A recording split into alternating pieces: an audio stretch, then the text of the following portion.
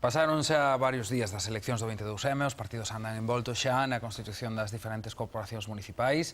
Pois ben, para falar con nós sobre eses resultados dos comicios, sobre as formacións de gobernos, sobre máis temas de actualidade, como non, está hoxe con nós o secretario xeral dos socialistas galegos, Manuel Vázquez. Moi bons días. Hola, moi bons días. Ben, imos comezar pola actualidade, e a actualidade está ao lado da raya, está en Portugal, unha xornada electoral que resultou bastante negativa para o PS portugués, non? Sí, non cabe duda que gana claramente a dereita. Curiosa, paradóxicamente, a mesma dereita que non quixo apoiar unha serie de reformas laborales e sociales vai a aplicar agora unhas reformas moito maiores. Xa adiantou, de feito, o candidato... En todo caso, hai que respetar sempre as decisións ciudadanas. Eu creo que hai que estar atentos desde España a ver cales son as fórmulas da dereita para salir desta crisis. Temos un ano por diante para ver cal é o modelo, e entonces estaremos todos atentos e, dende logo, co máximo respeto ao voto ciudadano. Tamén temos unha última hora desta fin de semana, non é tan última hora, sino que é unha noticia do domingo, e é que El Mundo e máis El País, os dous principais xornais en España, abrían os dous cunhas enquisas nas que se lle dá unha vantaxe ao Partido Popular de 13,8%, creo que era a cifra, sobre o Partido Socialista, e nas que desinflan un pouco o efecto Rubalcaba. Podría ser unha lectura desas... Sí, bueno, o efecto Rubalcaba é un efecto que está nacendo, non? Hai un elemento que para nós é moi importante, que hai unha amplia confianza do electorado da esquerda en Rubalcaba. O que está claro é que estamos en un proceso no que ainda non é candidato, un proceso de primarias, e non olvidemos que en Portugal a esquerda perde porque non vota 40% de abstención. Sí, hubo un 40 e pico por cento de abstención. Nas cidades galegas donde non ganamos, e nas cidades donde o índice de abstención ronda o 40%, a media o 30%, a clave do futuro é se a esquerda decide apoiar un novo modelo ou se a esquerda non se ilusiona con un novo modelo. Ese é o desafío de Rubalcaba.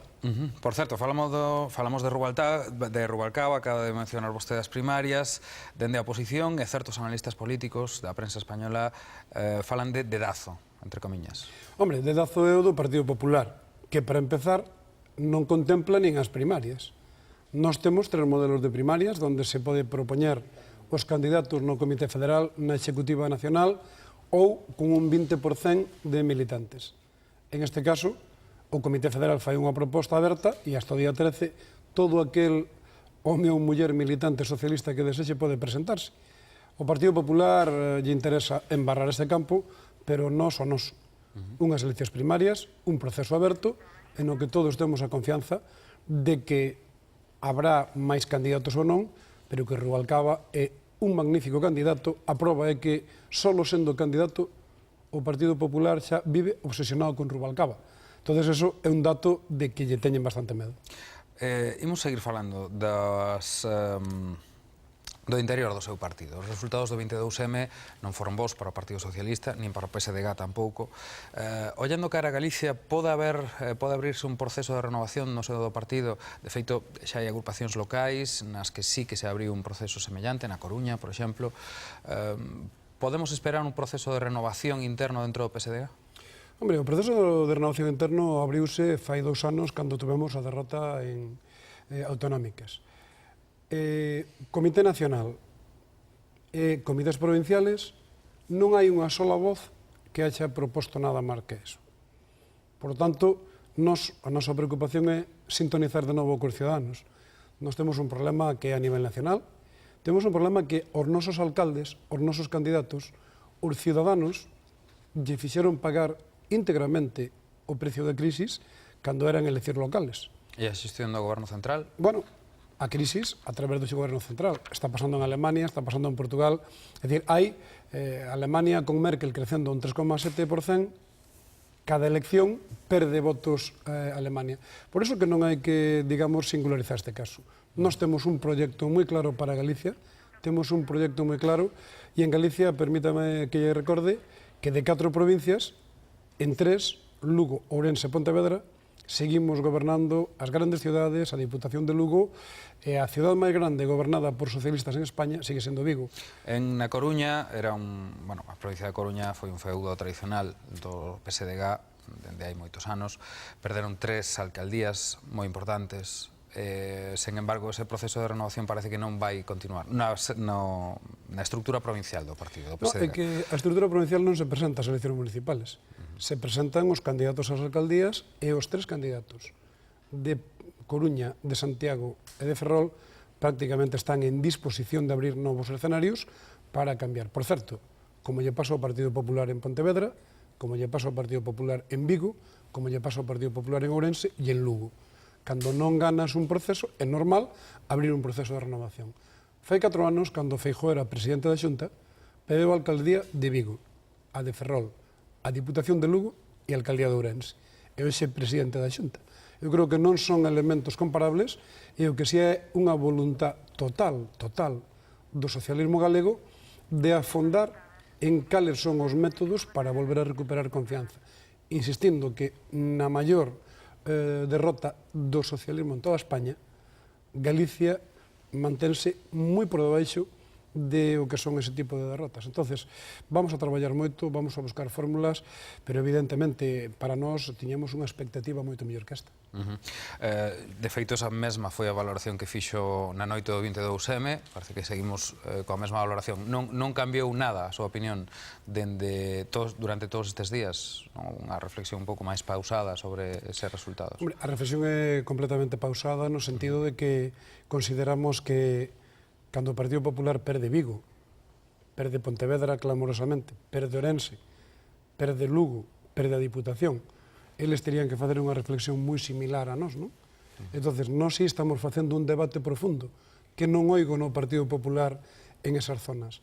Nós temos unha reflexión que é que está pasando co modelo socialdemócrata, por que os nosos alcaldes, que non son os responsables da crisis, pagaron unilateralmente o costo desa crisis, por que o goberno, é curioso, non? Un Partido Popular absolutamente insolidario nas solucións da crisis, recibe o beneficio da victoria. Por certo, o Partido Popular xa adiantou que sería partidario dun compromiso entre todas as forzas políticas para que gobernase a lista máis votada. Non sei se o PSDG é favorable a isto. Hombre, o Partido Popular é partidario de que goberna máis votada porque lle interesa. Pero, por exemplo, o Partido Popular lle propuxo ao Bloque Nacionalista en Ourense pactar. Despois de demonizar o bipartido. O Partido Popular sempre propón o que lle interesa a él, non a Galicia. Mire, en cada ciudad donde haya un goberno de coalición é que hai máis homes e mulleres que votaron a ese goberno que o Partido Popular. Entonces, non valen lecturas intermedias. Hai unha lei electoral que dice que cando máis homes e mulleres votantes poden sumar os seus votos para gobernar ou poden facer. O Partido Popular o que está é manipulando a lei electoral, por certo, que non lle vai a facer caso a nadie. Non? Nos vamos a buscar acordos de estabilidade e gobernabilidade en partidos de esquerdas sempre que podamos. Falando de acordos de estabilidade e gobernabilidade, o caso de Vigo é curioso, porque non sei se pasou algunha outra vez nese mesmo concello ou en Galicia. O BNG xa dixo que vai apoiar a investidura de Caballero, pero que despois se retirará a oposición. Pode crear unha situación un pouco complicada de cara a aprobar uns orzamentos ou mesmo no goberno diario da cidade, non? Non, eu creo que a esquerda, mire, en este momento, na maior ola conservadora de Europa, en Galicia, nas últimas eleccións, a diferencia de votos entre a suma da esquerda, BNG, Esquerda Unida e PSOE, e a dereita é de 13.000 votos en 1.400.000. Galicia está cortada entre un bloco de esquerdas e un bloque de dereitas. A esquerda ten que gobernar e coaligarse, non chega con apoiar investiduras. O primeiro tramo está feito para o domingo, esperemos que todos os gobernos de esquerdas podan ser adiante. Pero hai un compromiso de sacar adiante acordos de estabilidade e de gobernabilidade en Vigo, en todos os sitios. Eu creo que esa é a nosa responsabilidade cos ciudadanos. Cambiamos de asunto. Que lle parece, se falamos dos dous casos que están máis candentes de actualidade, o caso Campeón e o caso Sogama, que opina sobre a fichaxe de Xoán Manuel Bazarra por Nupel no seu día? Eu creo que do caso, como se chama, Campeón, o que sei é que están imputados o máximo responsable da política económica do goberno e que o presidente Feijóo e o conselleiro están escondéndose. Estuveron deteñidos o director do IGAPE e o segundo do IGAPE. e ainda hoxe non sabemos tal. Falar de outros temas é cortinas de fume. E por ahora quen ten que responsabilizarse diante de Galicia é porque unha xuez imputa o director do IGAPE e porque o conselleiro ainda non falou e porque o presidente ainda non falou. No caso Sogama está pasando exactamente igual. O sea, dúas persoas imputadas, responsabilidades do propio conselleiro. En fin, eu creo que só hai que buscar unha fórmula entre todos e teñen que explicarlle a Galicia porque en este momento 3 consellerías teñen imputados en Presidencia, en Facenda e en Medio Ambiente. Eu creo que hai que buscar explicacións por parte do Goberno. Señor Vázquez, sabe vostede perfectamente que na tele o tempo é ouro, quedamos en tempo, temos que rematar esta entrevista aquí, pero si lle apetece vir noutro momento non ten máis que solicitarlo. Apeteceme sempre, encantado, moitas gracias a vos. Moitísimas grazas.